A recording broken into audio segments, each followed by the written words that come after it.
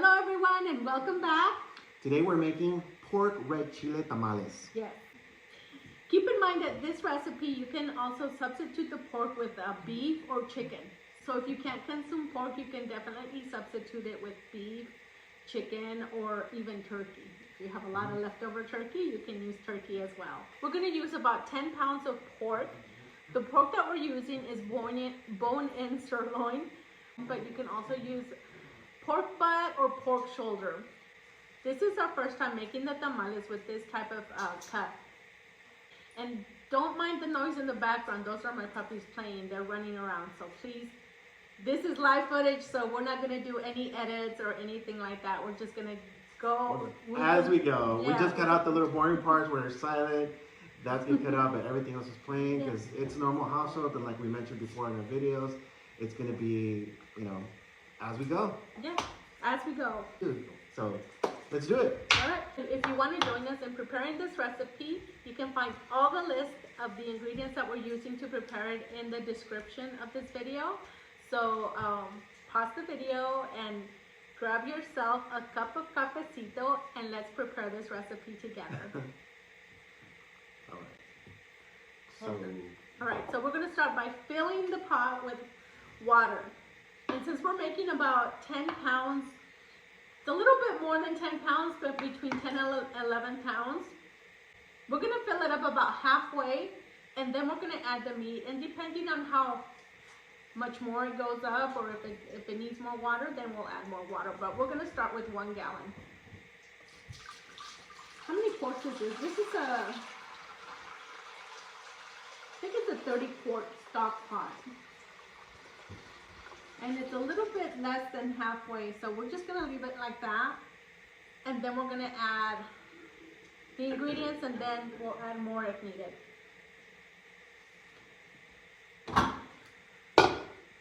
And to boil the meat, we're going to use an entire onion and an entire head of garlic. You can use white or yellow, whichever one you prefer. And I'm just going to trim off the end like this to remove the outer skin of the onion. I'm just going to make a small cut around the end right there. Make it easier to remove. And I'm just going to remove the top layer of the skin. Oh, I didn't bring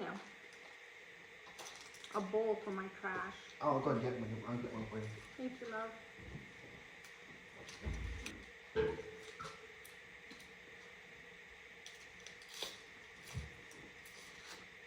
And this part right here where the button is, I'm not going to trim it off. I'm just going to kind of trim off the,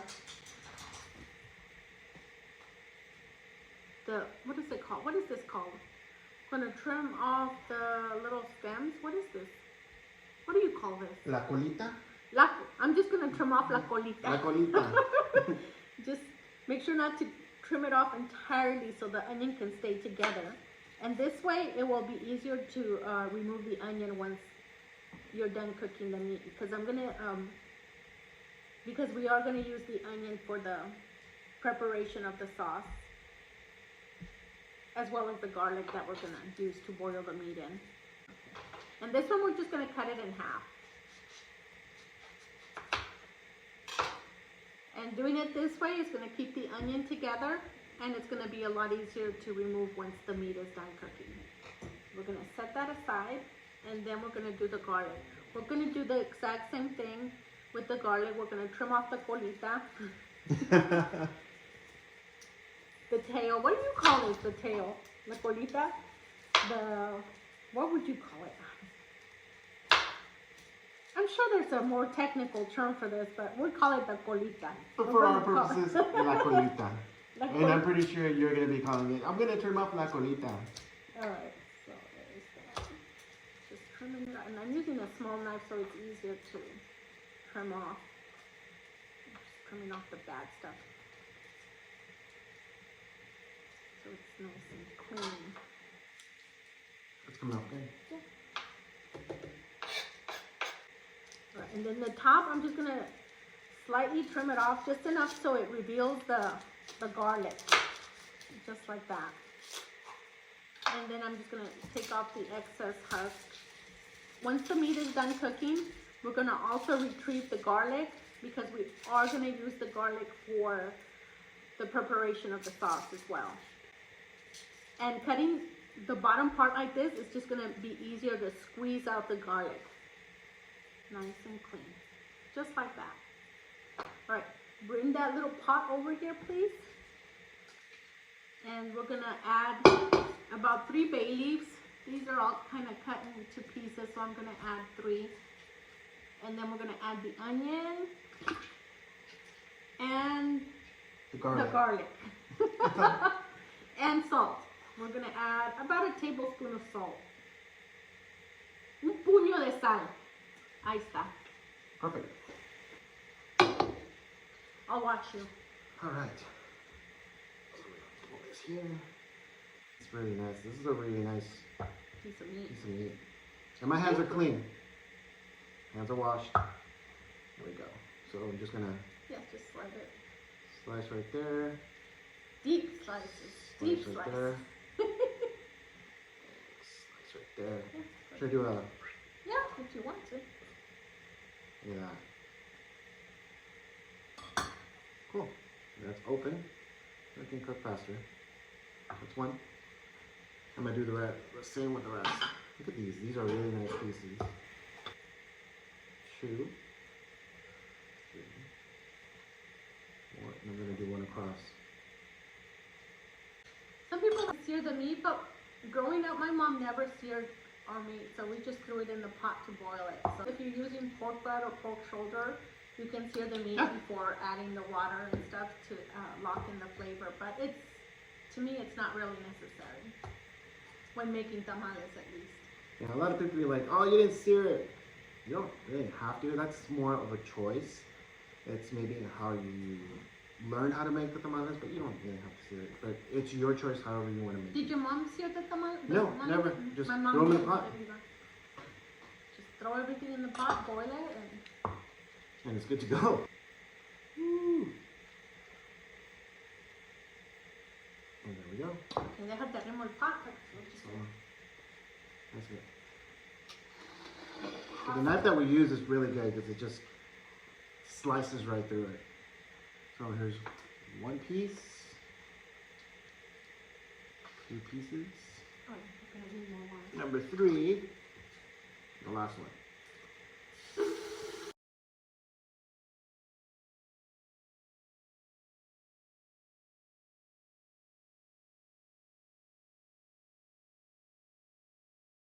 When boiling the meat, you want to make sure you add plenty of water because you are going to be using the broth from the meat to prepare the masa. So if the level goes down, make sure to add more water so you can have plenty of broth. So you can also keep a few cans of store-bought broth on hand just in case you need more. But for now, we're going to take this over to the burner and we're going to begin to cook the meat. This process should, oh, thank you. The cooking process for the meat should take anywhere from 3 to 4 hours. Maybe 2 to 3 hours. I said 2 to 3. 2 to 3 hours because it's going to. You'll notice on the meat it's going to start falling apart, and you don't want it completely to fall apart. You want to make sure you take it out and start, digging through that.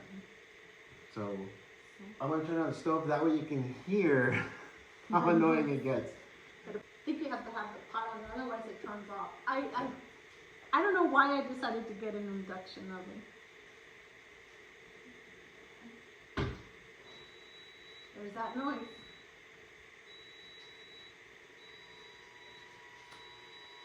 Yeah. So recommendations: induction oven if you're just using it at home and you're not recording anything. Yeah, you're more than happy. It does work. It works fine. But for purposes of the videos and all that, yeah, it's just super loud, super annoying.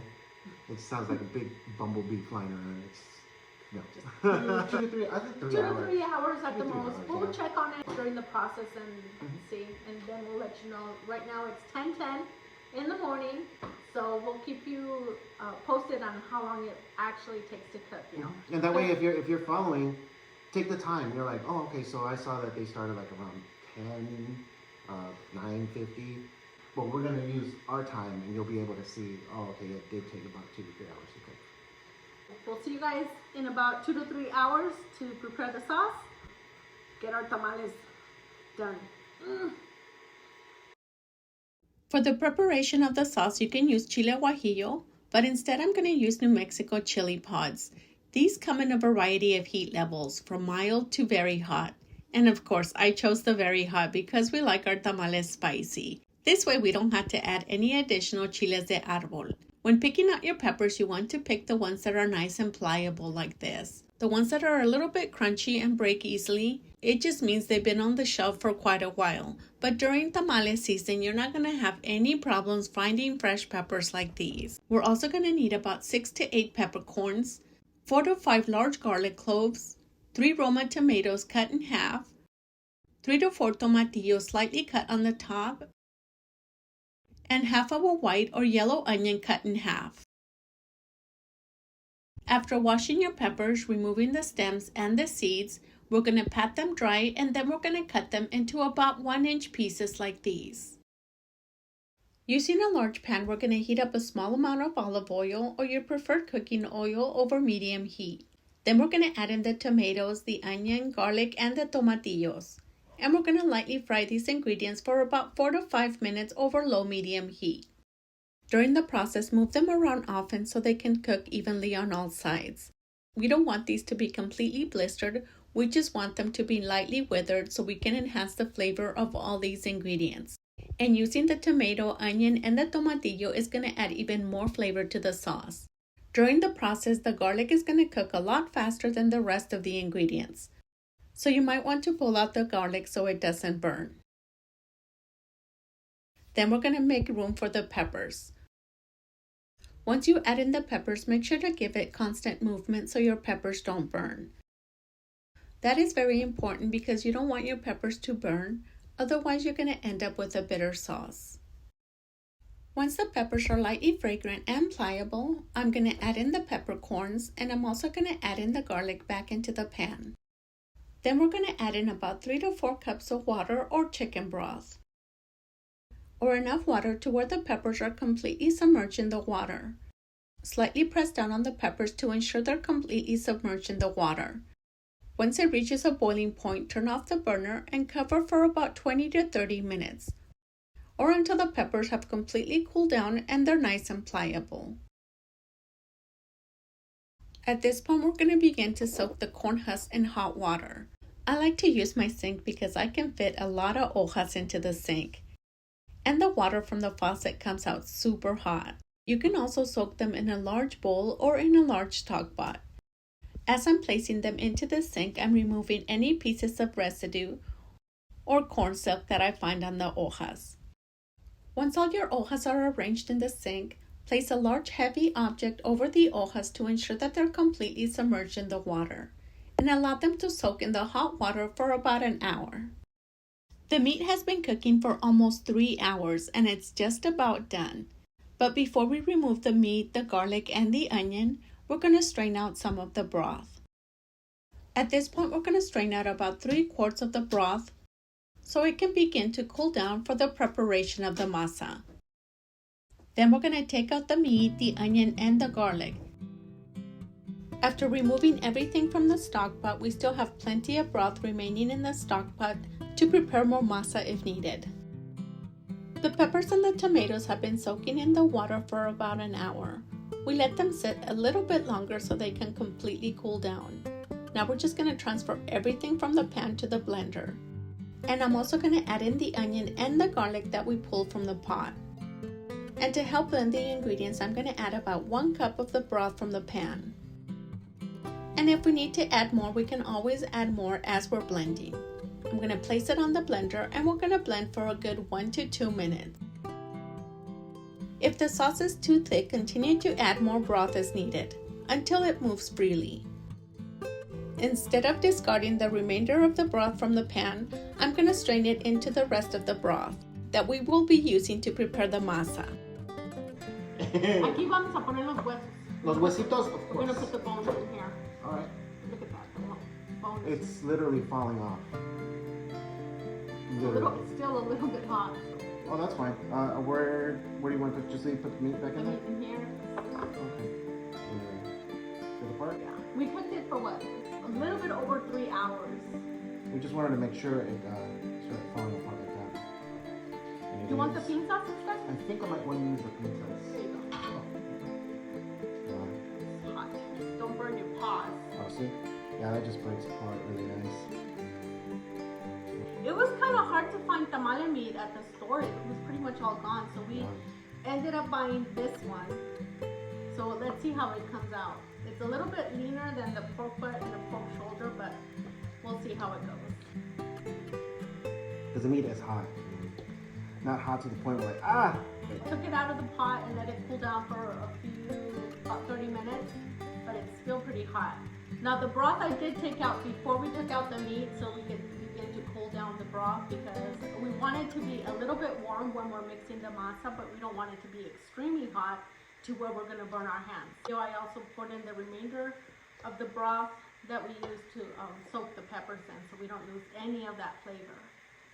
He found another nerve. Get on his nerves. Alright, so now we're going to take it over to the stove and I'm going to begin to fry the sauce.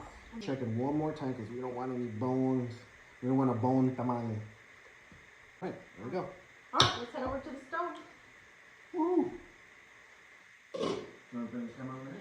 I just wanted to show you the sauce before we begin to fry it. As you can see, I'm not going to strain it. I'm just going to add it directly to the pot, but you can strain it if you want to. I removed the seeds before I soak the peppers, so if you decide to strain it, that's completely up to you, but I'm just going to add it directly to the pot like this. Over medium heat, heat up a small amount of olive oil or your preferred cooking oil and pour in 3/4 of the sauce. The remainder of the sauce we're going to set aside and we're going to use it for the preparation of the masa. Because the sauce is so thick, I'm also going to add about 4 cups of chicken broth. Give it a stir until it reaches a light thickness. Then we're going to add in the seasonings. 1/2 tablespoon of cumin. That may seem like a lot of cumin, but that's going to add a lot of flavor to the tamales. 1 to 2 tablespoons of chicken bouillon and 1 tablespoon of crushed oregano. The measurements of the seasonings can also be adjusted to your taste and your needs. If you don't like a lot of cumin in yours, you don't have to add as much as I did. Now we're just going to mix it to incorporate all the seasonings and we're going to bring to a simmer. Once it reaches a simmer, we're going to taste it to see if it needs additional salt or chicken bouillon. And then we're going to mix in the meat with the sauce.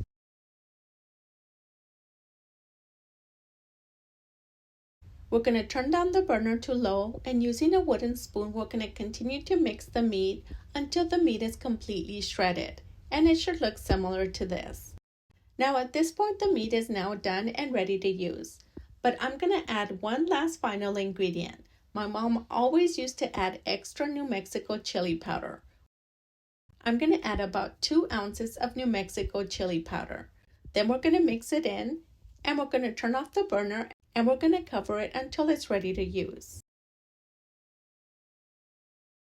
Before we begin the preparation of the masa, I'm going to drain out the water from the corn husks. I'm going to give them a good rinse and place them in a strainer so they can dry while we prepare the masa. Okay, we're going to start by whipping the manteca first. Technically, you want to use about 1 cup of manteca for every 4 to 5 cups. So we're going to use about 4 cups of manteca. And this is the manteca that I rendered from my chicharrones. This one is homemade. You can also purchase it at your local grocery store. The was it Morel manteca? The yes. White manteca. At Cardenas Market or any Mexican grocery store, they render their own manteca as well from the chicharrones, so they have manteca like this already prepared. Or you can buy this one right here. You'll recognize this when you go to your grocery stores. It's they have it with the flour and the maseca. It's on the very bottom. You can't miss it. It's Morel snow-capped lard. But using manteca that you render yourself gives your tamales much more flavor. So if you're making homemade tamales, then I suggest you use homemade manteca. Comes out more delicious. Okay, so now we just take off the manteca off the spatula and we're going to set it aside because we will be using her later. on the broth, para que se le quite la manteca. Alright, so now we're just gonna whip this. You can also prepare the masa in the stand-up mixer, but you would probably have to do it in sections depending on how big your mixer is. So this is always so much more easier just to do it all at once. It does take a little bit longer, but it beats the trouble of having to do 2 separate batches of masa. And you want to mix the manteca for a good 5 minutes. Woo, I'm already getting tired.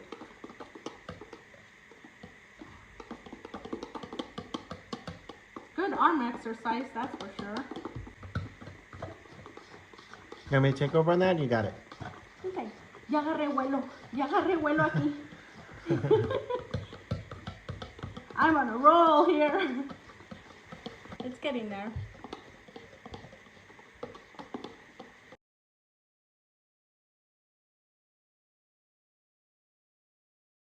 Has good drip. Oh, so it has manteca, it's good drip. Oh, te cayó. Oh no! That's okay. Oops. Did Yasmin go to work today? No, No. she doesn't work today. Alright, so I'm gonna stick it in here. Alright. Get the remainder of the manteca. Woohoo! Awesome. Wash my hands real quick. Now the hard part. The hard work is here. Now we're gonna add in the maseca. Oops. My hands are tired. You want me to do it? I couldn't lift it. This is tamal maseca, gluten-free. You can use regular maseca, it doesn't have to be gluten-free. Let's mix this, and I'm gonna use my hard wooden spoon. I've had this one for a while. As you can see, I've used it quite a bit, but it still does the job. So I'm gonna mix this.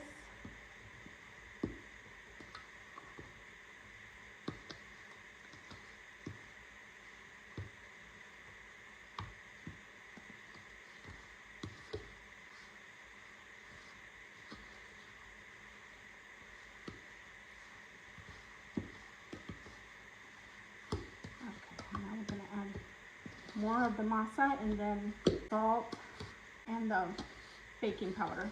And that's pretty much all you need for the masa, unless you're adding the sauce that we set aside, which we are going to add some of that sauce to give our masa some color. Okay. Add the rest.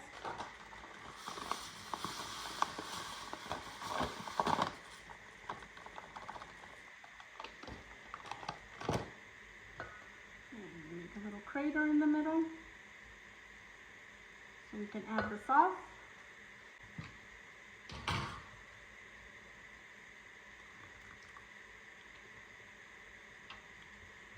A little bit of the broth.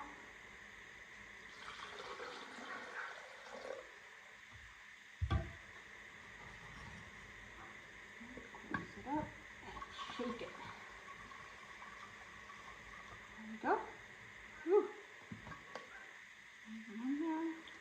That was about a cup, right? Yes. About a cup. I had 3 quarts of broth in here, so we can keep track of how much broth we use.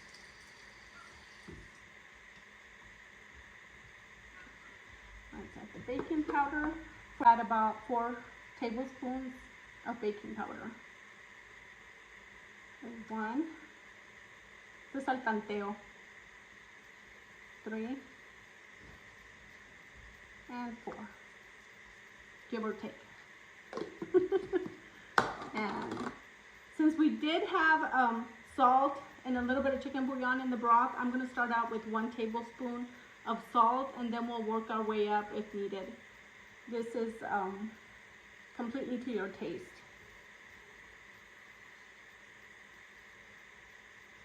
Start out with that.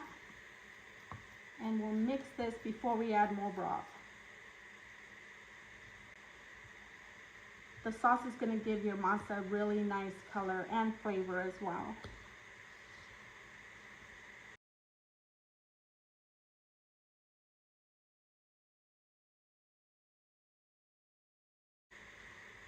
It's going to start to get a little bit grainy. Once it gets a little bit hard to mix, then we'll add a little bit more of the broth. For the amount of meat that we made, we may have to do another batch of masa, but we'll cross that bridge when we get there. All right, let's add a little bit more of the broth.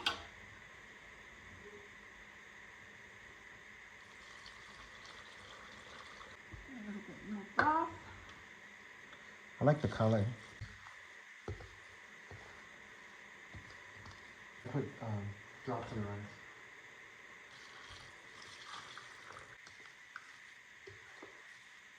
And the amount of water you use could vary depending on the masa that you're using.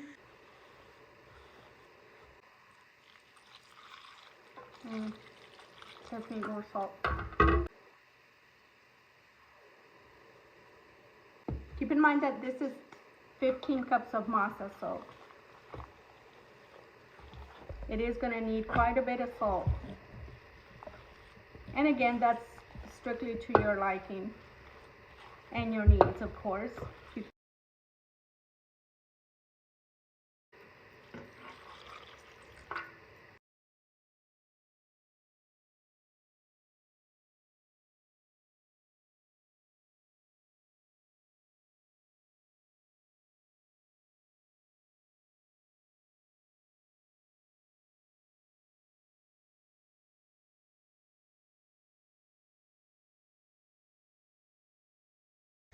The masa is ready. Now we can start the assembly line and preparing the tamales. What do you want to do? You want to add the masa? I can add the meat or wrap them. This time we're going to wrap them in these wax paper. Wax paper.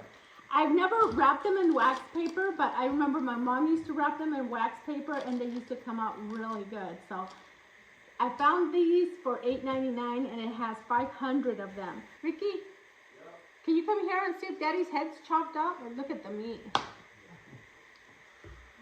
looks delicious. Or am I good? You're good. Yeah, let's go the bottom. You want me to get the meat closer? Or? Yeah, just put it maybe over here. Yeah. And then I'll trade you with Right there. this and this. Oh, perfect. Making the assembly line. Yes. Meat right here. Awesome. Okay, stop. And the masa goes on the smoother side of the hoja, just in case you didn't know. I know I've had that question come up before.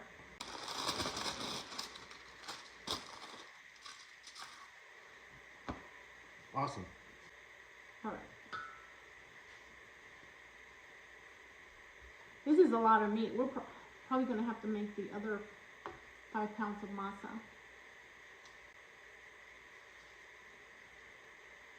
All right.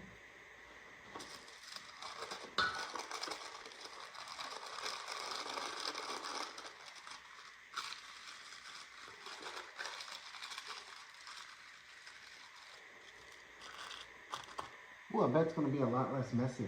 Yeah, what the wax paper does is just keeps the moisture in the tamal and it makes it not as dry. And it also helps it cook faster, so your tamales will be done faster. You want to fold it, Etsy?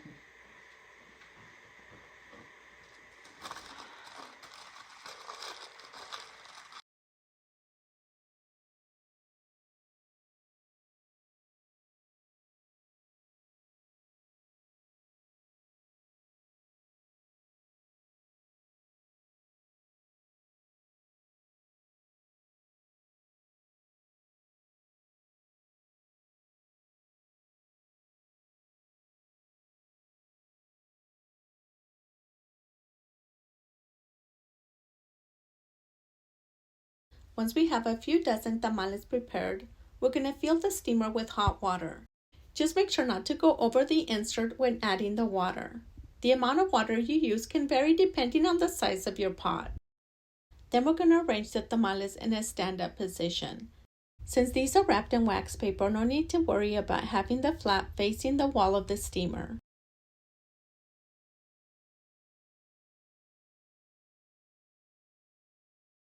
Then we're going to take them outside to cook. But before we turn on the burner, we're going to arrange the leftover hojas that we couldn't use and place them over the tamales. This is going to help hold in the steam, and it's going to help your tamales to cook even faster. Then we're going to cook on high heat until it reaches a boiling point. Once it reaches a boiling point, we're going to turn it down to low and cook for about an hour to an hour and a half. During the process, if you need to add more water, make sure it's hot boiling water. If you add cold water, it's going to slow down the cooking process, and the cooking time might take a little bit longer than needed. Since we had so much meat, we did prepare another 5 pounds of masa. We ended up with about 12 dozen tamales, but if you don't want to make as much, you can cut down the ingredients in half. Here she comes with the hot tamales. You're ready with your plate? Yes, I'm ready. Okay, we cooked these outside for about an hour and a half, a little bit over an hour and a half. A little bit over an hour and a half. Now we're getting ready to unwrap one of these tamales. Which one should I pick? Okay, let's see here. The first thing we're gonna do is we're gonna take off The wax, what is that, the wax? the wax paper. And actually that helped cooked. The tamales, yes, it did. Okay, so here we go, guys. This is the moment we've all been waiting for. Let me take this out of the way. Toss that out of the way. Here we go. The suspense. The suspense. Ooh, look at that. Oh my gosh. Look at it. It's just coming off the hoja. It's not sticking to the hoja at all. So let's get a closer look, guys. There we go. How is that right there? Should we cut this in half? Yeah, let's go ahead and Cut cut it up in that half. bad boy. Ooh. See what it looks like. And we put a lot of meat. We always put a lot of meat in our tamales. Wow. Let's see, that's what it looks like on the inside. It's Give it still a a little try. hot.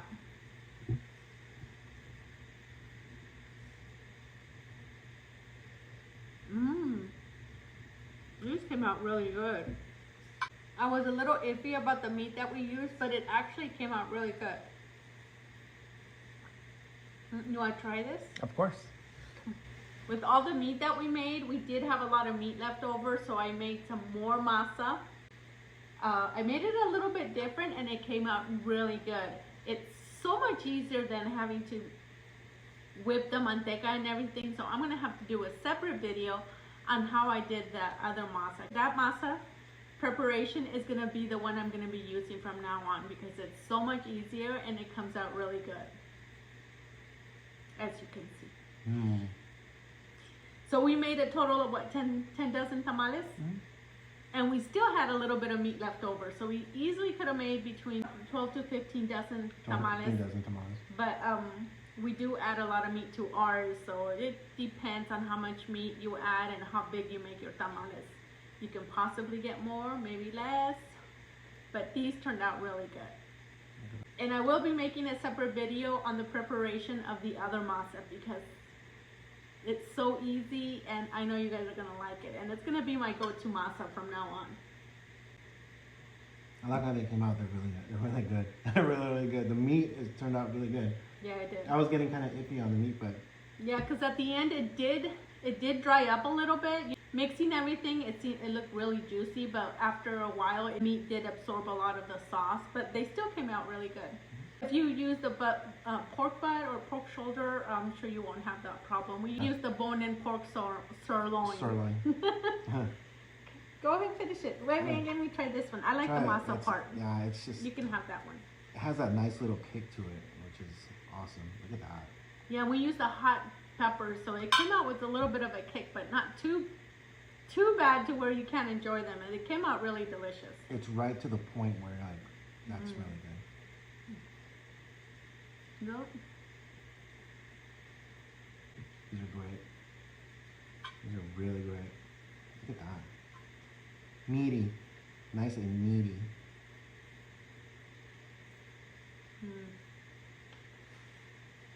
I'm about to have more. All right. Really Well, good. hope you guys enjoyed this video, and if you have any questions, make sure to tag us in the comments and we'll be getting back to those questions and answering them. So thank you for watching, and I'll see you guys in our next video.